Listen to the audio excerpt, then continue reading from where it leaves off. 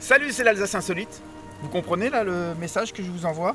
C'est le principe du fonctionnement du télégraphe Chappe, le premier télégraphe au monde, des bras, des pales, et ça, c'est insolite.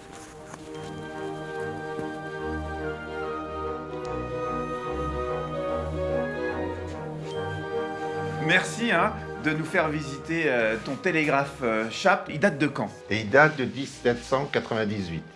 1798, c'est pas l'invention, le télégraphe Chappe, il date de... 1791. Alors, est-ce que tu peux nous expliquer comment fonctionne ce premier télégraphe au monde? Là, j'ai un système de pilotage des bras articulés qui se trouvent au-dessus de la tour, pour être visible de loin. Là, je vois un signal annoncé par Saint-Jean Courtserode, En Lorraine? qui vient de Paris. Je le reproduis sur ma machine. Maintenant, je manipule les petits bras.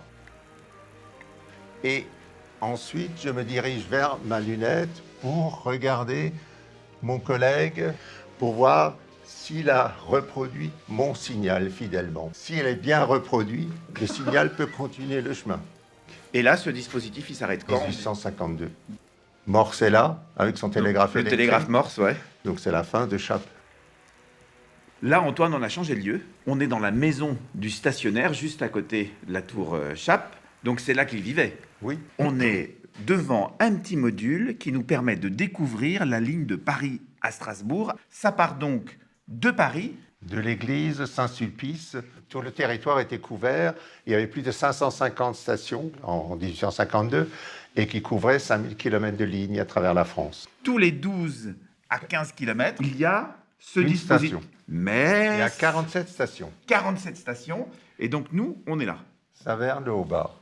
Avant Strasbourg, il y a encore deux stations. Et après, la cathédrale de Strasbourg. Il est où exactement sur la cathédrale de Strasbourg? Il surplombe le chœur. On a coupé le haut du dôme pour poser le télégraphe dessus. Il faut combien de temps pour envoyer un message, Antoine, entre Paris et Strasbourg? 3 heures, Au lieu de...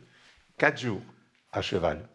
Donc c'est une révolution en fait. Tout à fait. Les deux seuls à connaître exactement ce qui a été envoyé, c'est le directeur du premier relais, celui qui l'envoie, et celui qui le reçoit à Strasbourg.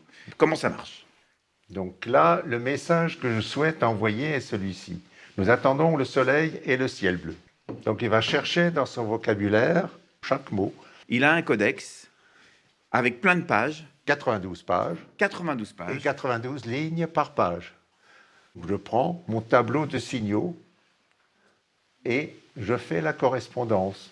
À l'arrivée, pour décoder, il prend son dictionnaire, il regarde la page 2, la ligne 4 sur la page 2 et va trouver nous.